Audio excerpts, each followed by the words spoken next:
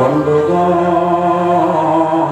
ঠিক আইয়ামে জাহিলিয়াতের পরে বাবা ঈসা পয়গম্বর আলাইহিস সালামের পরে বন্ধুরে মানুষ আইয়ামে জাহিলিয়াতের অন্ধকার যুগে যখন পড়ে গেল, আমার মুসলমান ভাইরা, আল্লাহ রাব্বুল আলামিন তাম পৃথিবীর মানুষগুলোকে ইয়াহদি ইলা সিরাতুল মুস্তাকিম সঠিক পথের জন্য দরদি নবী বিশ্ব পয়গম্বরকে দুনিয়ার জমিনে প্রেরণ করলেন। বলুন না মারহাবা। আমার বন্ধুগণ, অল্প সময়ের জন্য তোমার বন্ধু আল্লাহ রাব্বুল আলামিন বলেন, দুনিয়ার মানুষ তোমরা যারা আমি আল্লাহকে পাইতে চাও, নবী আপনি বলে দেন তারা যেন সাক্ষাৎ দিয়ে তারা যেন আপনার অনুসরণ করে অটোমেটিক আমি আল্লাহ তাদেরকে ভালোবেসে নেব। আমার পর্দারের মাগো, যারা যারা এখন যারা আবার শুরু শুনতেছেন, মা যুবক ভাই বৃদ্ধ বাবারা, আল্লাহ রব্বে কারীম কেন বললেন দুনিয়া মানুষ তোমরা যদি আমি আল্লাহকে পেতে চাও, আমি আল্লাহকে যদি তুমি পেতে চাও, তাহলে সর্বপ্রথম আমার নবীর আনুগত্য করা লাগবে। আমার নবীর আনুগত্য যার মধ্যে পাওয়া যাবে না, ওই ব্যক্তি কখনো আমি আল্লাহকে কোনদিন পাইতে পারে না। আমার যুবক ভাই বৃদ্ধ বাবাজিরা, আল্লাহ রাব্বুল আলামিন ডাক দিয়ে বলেন, পৃথিবীর মানুষেরা রে, আমি আল্লাহ দয়ার নবী বানাইলাম। এই দয়ার নবীকে যারা মায়া করবা, মহাব্বত করবা, আমি আল্লাহ তোদেরকে জান্নাতের মধ্যে প্রবেশ করায় দিব। আমার বন্ধুগণ, ছোট্ট একজন সাহাবী, বালক সাহাবী, বাবা সাহাবীর নামটা মনে পড়তেছে না, আল্লাহর নবীর বালক সাহাবী বিশ্ব পয়গম্বরের দরবারে থাকে। বিশ্ব পয়গম্বরের কাছে যখন আসা যাওয়া করতে করতে একদিন ডাক দিয়া তার মাকে ডাক দিয়া বলে, আম্মু গো, আমার বড় ক্ষুধা লাগছে। মা বেটাকে ডাক দিয়ে, বেটা রে, এ বেটা, পেট আছে, খিদা লাগবে। বেটা রে, তুমি কি দেখো না বিশ্ব পয়গম্বর তো 2 দিন 3 দিন না খেয়ে থেকেছে বেটা। এই কথা বলার পর ছোট্ট সাহাবী ডাক দিয়ে বলে, আম্মু গো, এই কথাটা আমি কেমনে বিশ্বাস করব?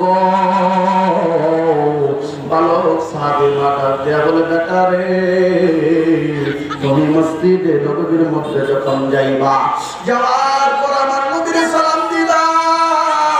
সালাম দিয়া বলবেন, ইয়া রাসূলুল্লাহ, ইয়া হাবিবাল্লাহ, নবী গো, আমি আপনার কাছে কিছু জানতে চাই, দেখি আমার নবী তোমার প্রশ্নের উত্তর দেয় কিনা। ছোট সাহাবী, অনেক সাহাবী বসা, সবাই যখন বাবা যার যার মনে ইবাদত আমল বন্দেগী করিয়া বিশ্ব পয়গম্বরের কথা শোনার জন্য এরকম শত শত সাহাবী বসা, কিন্তু বালক সাহাবী তার বাবার সঙ্গে দৌড়ায় গেছে।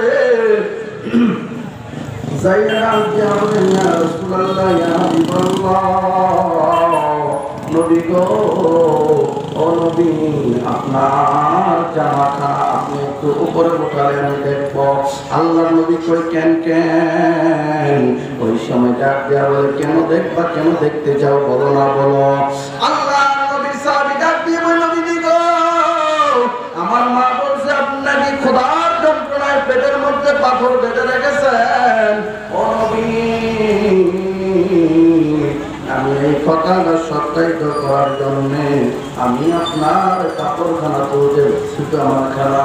আল্লাহ নবী ডাক দিয়া বলে, সাহাবীরে তোমার কি বিশ্বাস হয় না? তোমার মা বলছে।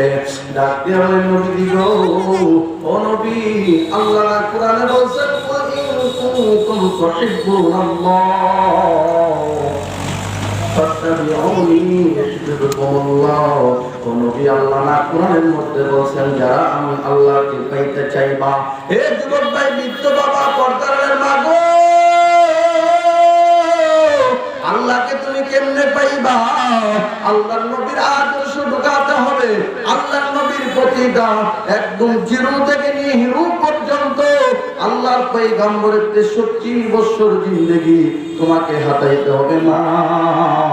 ও মা, তুমি তো জানো না আপনার আমার নবী কেমন দরদি নবী ছিলেন। ওই সময় বাবার সাহাবী কই, নবী দিগো, আমার মা বলছে আপনার নাকি পেটে পাথর আছে। ওই সময় মার কথাটা সত্যায়িত করার জন্য আপনাকে আমি বললাম। এবার আল্লাহ নবী জামাখানা যখন উত্তোলন করলেন, তোলা করলেন বাবা, তোলার পর ভালো সাহাবী তাকে দেখে বিশ্ব পয়গম্বরের পেটে 3টা পাথর বাঁধা কন্যা। সুবহানাল্লাহ। এই ভালো সাহাবী দেখতে কই, নবী গো, ও নবী, দেখেন আমার মা, আমি খোদার যন্ত্রণায় ছটফট করতেছিলাম নবী গো, আমার মা আমাকে 3টা পাথর বেঁধে দিছে। আল্লাহ নবী কয়, পাথর তোমার মা কেন বাইটা দিছে? বলে, আমি যখন বললাম তখন বললো, বেটা রে, যেই নবীকে ভালোবাসো, যেই নবীকে যে নেই নবীর জন্য জীবন দিতে প্রস্তুত, ওই নবী না খেয়ে পেটের মধ্যে পাথর বেঁধে আছে, ওটার যন্ত্রণা নিবারণ হবে, এজন্য তুমিও পেটের মধ্যে পাথর বেঁধে রাখো। আল্লাহ সুবহানাল্লাহ। আমার সম্মানিত ভাইরা, আলোচনা অল্প সময় করে শেষ করে দিব বন্ধু।